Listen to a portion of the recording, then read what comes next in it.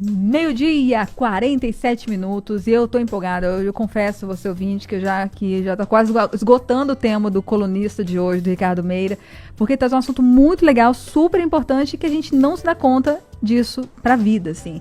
Ricardo Meira, seja muito bem-vindo ao Mesa para Dois. Boa tarde. Obrigado. Boa tarde, ouvintes. E o nosso assunto, gente, é de design universal, arquitetura universal, como é que é? Design universal. Design universal. Que eu falei pra ele, mas o que é isso? Eu li aqui e não entendi muito bem, não. Ele começou a dar uma aula, eu peço que você, por favor, dê essa aula de novo para o nosso ouvinte, Ricardo. Design universal é um conceito que é mais abrangente do que o conceito que muita gente conhece, que é a acessibilidade, né? Porque um espaço acessível é aquele que permite o acesso a pessoas com limitações ou não, né? O design universal, ele é mais abrangente, por isso que ele é até chamado de design inclusivo, porque é o estudo ou o projeto, a criação de objetos e espaços e ambientes que possam ser utilizados num mesmo nível por pessoas, independentemente das suas limitações ou das suas características. Então, embora seja algo de certa forma utópico, quanto mais perto eu chego disso, mais universal ele é. Então, não é só você criar um espaço que seja acessível para um PCR, pessoa em cadeira de rodas, mas é você pensar na criança, no adulto, no idoso, na mulher, no homem, no cadeirante, no deficiente visual, no obeso, em quem está segurando sacola, quem está puxando um cachorrinho. Então você contempla diversas amplitudes de movimento e diversas características que podem ser permanentes ou transitórias no uso de um espaço. Agora, o que eu mais gostei dele, assim, ele dá os exemplos que você me deu, Ricardo, por exemplo, tem acessibilidade. Para que pensar nisso se eu vou ter um lugar na cadeira no cinema ou se eu vou ter uma rampa?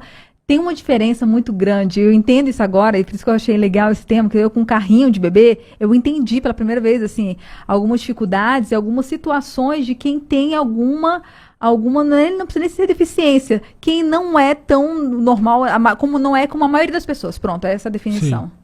Sim. Porque existem leis e normas que garantem a acessibilidade, principalmente a espaços públicos, por exemplo, cinemas, teatros, né, prédios públicos. E aí há uma exigência de você ter uma possibilidade de uma pessoa com restrição de movimento ou de cadeira de rodas acessar o interior do edifício. Geralmente a gente está falando de rampa, dentro das normas direitinho. Só que imagina a seguinte situação, um prédio com uma determinada característica, você tem o acesso principal desse prédio por uma escada linda, maravilhosa, imponente, né? Aquela porta nobre, alta, e você tem, para cumprir a norma, uma rampa na lateral para que a pessoa aí com cadeira de rodas possa acessar. Eu estou cumprindo a norma, estou cumprindo a lei, é um prédio acessível, mas isso não é design universal, porque os acessos segregam. É como se eu dissesse, cadeirante é por ali, na entrada principal você não pode acessar. É um pequeno detalhe, mas para quem não é cadeirante, né? Quem de certa forma, é um tipo de discriminação. Um cara bastante conhecido por nós, chamado Oscar Niemeyer, ele gostava muito de usar rampas, né, nos seus prédios, nos seus monumentos. Não deixa de ser uma medida de design universal, porque a rampa é o acesso principal. Se você lembrar do Museu da República, naquela rampa linda, maravilhosa, você acessa por ali, tendo cadeira de rodas, sendo um caminhante, sendo uma criança, um adulto. Então, um dos princípios do design universal é a equidade de uso. Um outro exemplo, você falou do cinema, né? Ou então num restaurante. No caso do restaurante, existem municípios e estados que garantem um percentual de assentos destinados a pessoas obesas. Se eu coloco, olha, 5%, se não me engano, essa é a norma. Estou cumprindo a norma, vou tirar o meu alvará. Mas dependendo de onde está essa mesa, o que o espaço está dizendo? Se você é obeso, você pode sentar ali. Aqui você não pode. O que seria uma medida de design universal? Eu, como arquiteto, projetar espaços, especificar cadeiras, assentos, para que essa pessoa pudesse se sentar onde quisesse, ou pelo menos que ela tivesse várias opções de acomodação, como num teatro ou num cinema, que você tem aquele espaço para o cadeirante ou aqueles assentos especiais para obesos, mas geralmente está ou na frente, ou no meio, ou atrás, né? Então, o ideal seria você ter pelo menos um na frente, um no meio e um atrás. Que maravilha. E aí, isso envolve uma série de... meio também um pouco... são vários profissionais diferentes pensando isso como um todo, né? Porque tem o designer, tem o arquiteto, tem vários profissionais que têm que pensar nessa universalidade. Você tem design de produto, desenhista industrial, arquitetos, designer de interiores, engenheiros, coisas que pouca gente se toca. O canhoto. Mais ou menos 1/3 da população é canhota. O canhoto ele foi discriminado durante toda a história. Assim, houve uma época em que se queimava canhoto. Sério? Quem usa tem mais destreza. Destro. Qual é a diferença? Qual é o oposto do destro? É sinistro. Como que é a esquerda em italiano? Sinestro.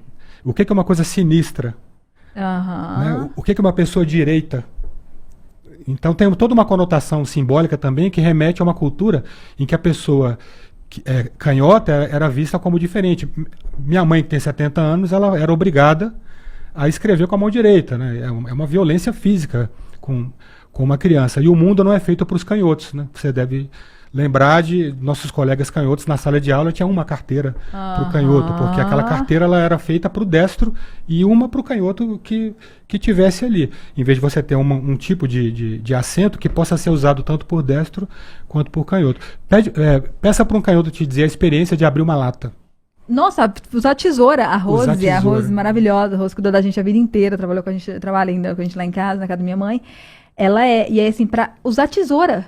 Ela teve que aprender tudo dela, ela teve que se adaptar uma parte da vida dela para usar a mão direita, porque ela abre a tesoura, a maçaneta, um monte de coisa que eu que sou destra, nem imagino. Sabe o que é interessante? Você citou a maçaneta. Sabe aquela maçaneta de bolinha? Ela é péssima para o design universal, porque se uma pessoa ela não tem, por exemplo, um movimento de pinça, ou seja, não tem um polegar ou um indicador, ou ela não tem força nas mãos, ou é uma criança, ou é um idoso, ou uma pessoa que acabou de sair do banheiro com creme, ela fica ali tentando abrir e não consegue, né? Então aquela maçaneta de alavanca, ela é muito mais universal do que aquela maçaneta de bolinha. Tem uns detalhes que a gente não percebe. Eu que sou daltônico, né? Já brincamos muito com isso aqui. Eu sofro muito em alguns elevadores, porque você tem um botãozinho que na verdade ele é de toque, né? Você toca para subir ou para descer e é acesa uma luzinha. Dependendo da luz ambiente, eu que sou daltônico, eu não sei se a luz está acesa ou se está apagada. Se tivesse um botão que fosse sensível à pressão e eu sentisse que eu apertei, eu saberia se o elevador está funcionando ou não. Teve uma vez que eu liguei para a empresa de TV por assinatura e estava sem sinal. Aí eu liguei para a moça, na época que se ligava ainda, né? Tinha um ser humano atendendo, né? Ela dizia, olha, tira da tomada e coloca de novo. Tirei e coloquei. Vê se acendeu uma luz verde. Eu falei assim, minha amiga, vai ser difícil, porque não sei. Mas como assim você não sabe? Não sei se está verde, se está vermelho. Não, se estiver vermelho não está funcionando. Mas eu não sei, eu estou sozinho aqui. Já percebeu que esses aparelhos sempre a luz é verde ou vermelho? Por que não faz azul e vermelho? Os daltônicos é uma coisa tão simples, agradecem, né? E nós somos muitos, assim, né? 1 em cada 12% dos homens é daltônico. O meu maridão em casa também, né? Eu vou pedir. Mas como é que você vê se tá maduro? Mas vê se tá vermelha. Aí ele pede paciência, de vez em quando eu vou ter que falar quantas vezes que eu sou daltônico. Eu sou o maior comprador de banana verde de Brasília. Assim, não, é meu marido. Ontem, esses dias, ele chegou, eu pedi pra passar no mercado, aí chegou banana, eu falei, meu Deus do céu, a banana tá verde. E já tinha um bando de banana verde na casa, eu falei, tudo bem, fazer biomassa, fica calma. A gente dá um jeito. Vai fazer biomassa de banana verde, não tem problema. E a pessoa ela nem precisa ter algum tipo de não só deficiência, mas uma... Mas não é deficiência, por causa do daltonismo não é deficiência, só não é como a maior parte das pessoas. Agora imagina uma pessoa com TDAH, uma pessoa distraída. A pessoa está lendo algo ou usando o celular andando na rua para atravessar um sinal. Sabe aquela faixa com um sensor sonoro? Não é só para o deficiente visual, mas é para qualquer pessoa que está distraída, ainda mais hoje em dia, usando o celular. Eu estive recentemente em Manaus, me deparei com uma situação fantástica lá. Uma coisa que eu reclamo quando eu estou dirigindo, porque se está de noite, eu não sei se o sinal está vermelho ou se está amarelo. Aí qual é a minha estratégia? Eu estou passando aqui no eixo monumental, aí eu não sei se está vermelho ou se está verde, né? Aí eu vou diminuindo. Se alguém buzina, porque está verde, aí eu sigo. Se ninguém buzina, porque está vermelho, aí eu paro, mas olha o risco de sofrer acidente. Aí lá em Manaus, eu fui lá, tem um semáforo em que eles colocaram LEDs em todo o poste. E não é só no vermelho, amarelo e verde. Então, quando o sinal está verde, todo o poste fica aceso verde. Então, para quem está de longe, para quem está de perto, para quem tem baixa visão, mesmo não dirigindo, né, para quem está caminhando. E aí você tem uma sincronia com a faixa de pedestres, com a guia rebaixada, linda, maravilhosa. E eles fizeram uma barrinha na rampa para ir na faixa de pedestres. E aí, quando o semáforo está verde para o carro, a barrinha fica vermelha para o pedestre. Além do sinalzinho visual que tem aquela pessoazinha parada ali. Então, tem umas coisas pequenas que a gente pode, inclusive, jogar para o nosso espaço, para nossa própria casa. Como ter várias formas, várias opções de iluminação para o mesmo ambiente.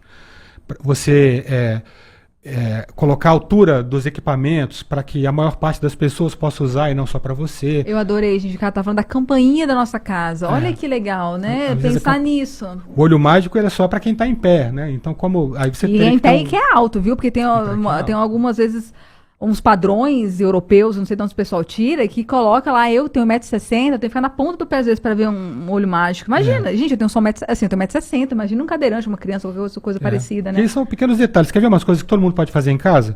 Contraste entre a cor do piso e da parede. Você evitar usar tons parecidos, porque isso dificulta a sua... piora a acuidade visual quando você tem pouca luz. Imagina um idoso. Então, se você usa um piso com uma cor mais escura, média, e uma parede com a cor mais clara, você, com esse contraste, você melhora a orientação da pessoa no lugar. Você ter, por exemplo, coisas básicas. Você entra em casa, tem uma mesinha 30 centímetros na lateral para colocar a chave, para colocar o celular. São coisas do dia a dia que você pode usar no seu espaço para que ele seja mais amigável, né, para a maior parte das pessoas. Para todo mundo, para quem se for receber, então para mudanças que forem acontecendo. Né? Eu estava falando do Ricardo, lá em casa mesmo, a gente pensava em pisos, sempre... Esses pisos antiderrapantes, pensava que era só coisa de mais velho, de idoso, quando for mais velho, colocar, ou então não usar tapete. A gente com bebê agora, com criança aprendendo a andar. Rapaz, mas foi depois de uns 20 escorregão do meu filho que a gente pensou, olha só, vamos lá, emborrachado, com tapete, antiderrapante, então tira tapete onde não puder ser um que não derrape. E são coisas de acessibilidade para várias pessoas, né? E é um treinamento do olhar diferente, né? Um olhar para sua casa pensando em vários públicos, pensando em ser mais acessível, né? É um exercício isso muito grande. E as pessoas geralmente não têm.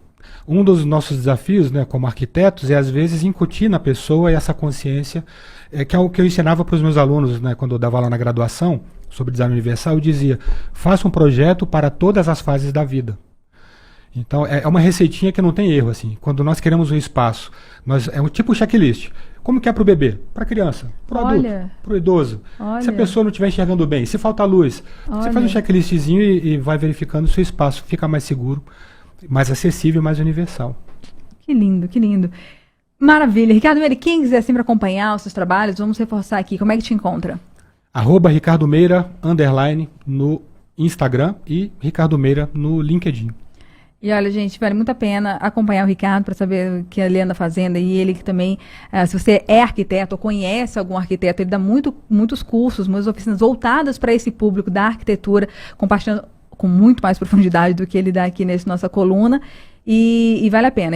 Agora pronto, agora eu estou viciando tudo, eu estou aqui nesse momento buscando todos os tipos de arquitetura universal, que eu me apaixonei por esse tema legal. E quero fazer da minha casa também um exemplo disso. Ricardão, muito obrigada mais uma vez aqui no Mesa para Dois. Eu que agradeço, até semana que vem.